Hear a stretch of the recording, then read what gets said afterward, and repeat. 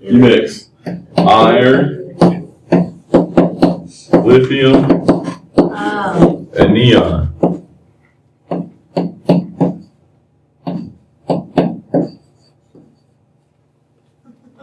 That's funny. Feline. Oh, I see. Now I get it. All right, how do you make a dog? Calcium, nickel, and neon. Good. You want a periodic table? What do you find on the periodic table? Elements. You find the symbol, sometimes the name, right? The one I handed out has the names on it as well. What else is on there? Metals, non-metals, metalloids. What's on each element? What do you find on each element? You don't find the mass number. The atomic number. What does the atomic number tell you?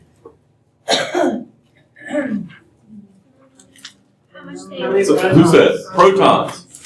That's how many protons you have. If you know how many protons you have, what else do you know? Electrons. Number of electrons, right? So if you know protons, you also know electrons, right? How do you figure out how many neutrons you have? Subtract from what? The mass number. You subtract protons from the mass number, will give you the number of neutrons. So neutrons plus protons equals mass number. And where do you find the mass number on the periodic table? You don't. It's not on the periodic table, is it? Has to be given. Okay? Mass number is an integer. It's not on the periodic table. Okay? So that's kind of what we covered on Monday, isn't it? We watched Venus, which is about the structure of the electron. Right? So we're going to pick up with that. We're going to talk more about electrons today. Okay? So we kind of covered the nucleus. And the nucleus contains neutrons and protons. Protons have positive charge, and around the nucleus are electrons. And these electrons have negative charge. What keeps the electrons from flying off of the atom? Why don't they just go off into space? The negatives are attracted to the positives. Very good. That's easy, huh? See? Chemistry ain't hard. Positive and negatives attracted. That's easy, right? Okay. So we're going to talk a lot about the electrons today. And this section, 4.6, starts the picture of a rainbow.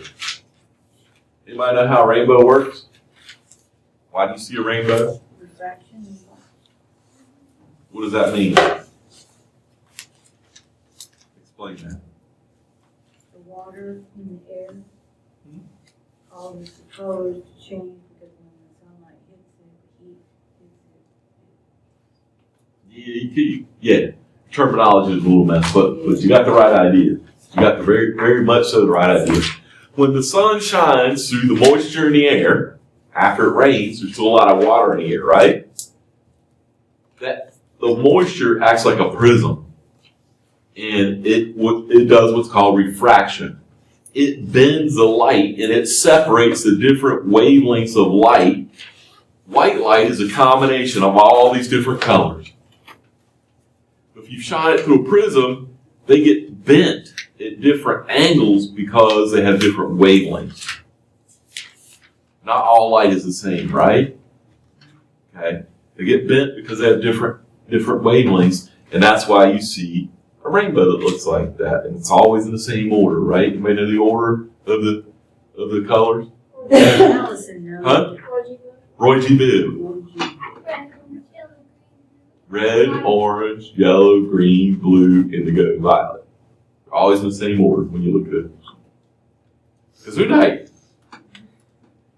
Always in the same order when you see a rainbow. It's not because there's been a unicorn there. No unicorn. We don't believe in unicorns anymore. Sorry. I know. It's a sad world. It's a cruel world. It's a cruel world, I know. Okay? And we're going to explain why we have a picture of a rainbow there. Okay? Y'all mind when I sit here sometimes? Some days my knees are really hurt when I sit down for a while. Y'all ever have people that sit up front the entire time?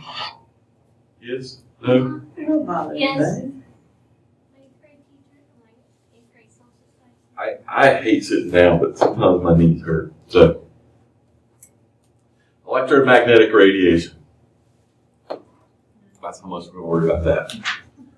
Let's look at this picture right here. I love pictures, right? Y'all, pictures are like, who's on Facebook? You on Facebook? What do you look at? You scroll through and look at all the pictures, right? Everybody's little baby or grandma, grandpa, somebody had a birthday, somebody went fishing or did the movies or whatever. That's why Instagram got real popular, right? Because pictures. And now y'all got Snapchat, right? Same thing, right? Pictures are way better than words. Okay? So, here's a picture. Let's explain this picture. Let's see what we got going on with this picture. Because this definitely ain't anybody like at the movies with their girlfriend, is it? What the heck's going on here? Well, look, we got a pretty rainbow in the middle, kind of like we had on the picture before, right? So let's see where that rainbow came from. Here we have a flame, and it has some barium in it. Okay, you're going to do this in the lab. Well, not the whole thing, but you're going to make different colored flames from different elements. Now let's look at this, what's happening.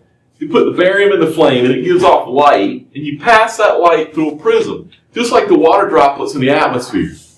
And that prism causes the light to separate out based upon the wavelengths. Now look over there. We don't exactly have Roy G. Biv over on the right-hand side, do we? It's got parts missing, doesn't it? Why is that? It's a question. People noticed that, and they said, huh, look at that. You put these different elements in a flame, and they give off light. Some of these lights are pretty colored, but they don't give off white light. They give off distinct lines of energy. It's going to be important, okay? These lines all have different energy. They all have different wavelengths, which means they have different energies. Okay? So the question became, why did these different elements give off different colors of light, meaning different energy? Hold that thought. We're going to explain. Well, it turns out that each element has electrons that have different amounts of energy in them. These electrons exist in what we call energy levels. Think of energy levels as apartments in an apartment building. Which floor are you going to rent out first? Huh? The bottom floor. Why you rent out the bottom floor first? Amen, sister. We're lazy. I ain't climbing no dang steps. Don't have an elevator. Only got steps. And it's only got first, second, third, fourth floor. So you're going to rent out the first floor first. First floor has the lowest amount of energy. Okay? And it turns out you can't live on floor 1.5. There is no such thing. You can be on 1, or you can be on 2, or you can be on 3. You're not allowed to stop in a stairwell in between floors. You can't have a sleeping bag out there. Okay? You got to go from one level to the next. And this idea that there's nothing in between the levels means that the energy of these different floors or levels is what we call quantized. It has a discrete amount of energy between the levels. Look at that. Each one of those colored lines has a discrete amount of energy. If we just had the whole spectrum there, we would have white. It would be full right there. We'd have all the lines. But we're missing some. That says something about... Listen. Keep smiling. We're almost done for the day. That says something about the energy that the electrons are allowed to have. They can't just have any old energy. They are like apartment floors. They can be on the first floor, second floor, third floor, but they can't stop in between. Okay? That term is quantized. Now, the evidence we have for that comes from this. Here's the electromagnetic spectrum. I'm not going to ask you to memorize it. I don't even think there's any questions in the homework about it. Who's seen it? Chapter 4 homeworks? Do it? Started. So, some wavelengths are long, some are short. Wavelengths that are long don't do damage to you. Wavelengths that are really short, high frequency do damage. X-rays, gamma rays, ultraviolet, right? That's all we need to know about that. Here's their picture of the quantized energy. Look at that bookshelf. You can't put a book on shelf 1.5, can you?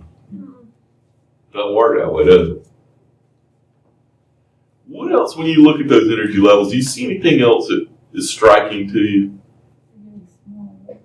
Yeah, that's kind of a weird bookshelf, isn't it? The shelves get closer together as you go higher. So the energy levels, the further away you go, the higher in energy you go, the closer the energy levels are together. Okay? I'm going to draw. All right. So, here we have the nucleus. And who's in the nucleus? Protons and neutrons. And then we have energy level 1, have energy level 2, have energy level 3, and the furthest we're going to go in this class is energy level 4. We're not going to be part of it. Okay? Now here's the kicker. On the first energy level, you're only allowed to have 2 electrons. So if you're an element that has more than 2 electrons, your first floor is full. Where does the next electron go to? The second floor. But the second floor has more apartments than the first floor. It can have 8 electrons. Now, if you had high school chemistry and you learned all about orbitals and electron configurations and stuff, we're not going to go into that much detail, okay? So we're not going to do S's and P's and D's and all that stuff. No, we're not going to do all that. I'll get ready to run. Okay? So 8 electrons on the second floor. On the third floor, we have 8 electrons again, and we're only going to go up to the fourth floor. We're only going to go up the first 20 elements, and that's calcium. We're going to go up to 20. So we'll go to calcium. So let's think about it. Hydrogen has 1 electron, right? Everybody agree with that? Yeah. Who has a periodic table so you can see it? Has 1 electron, right? Where does that electron live? First floor. First floor. Helium, how many electrons does it have? 2. Where do those 2 electrons live? On the first floor. Now when we go to lithium, it has 3 electrons, right? Yeah. So it's going to have 2 on the first floor and 1 on the second floor.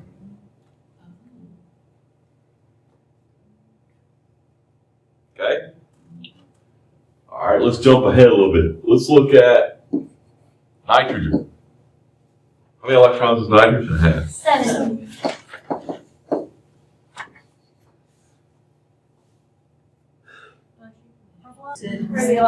Nitrogen, 7 electrons, 2 in the first apartment, 5 in the next one. All right. Let's do some more elements.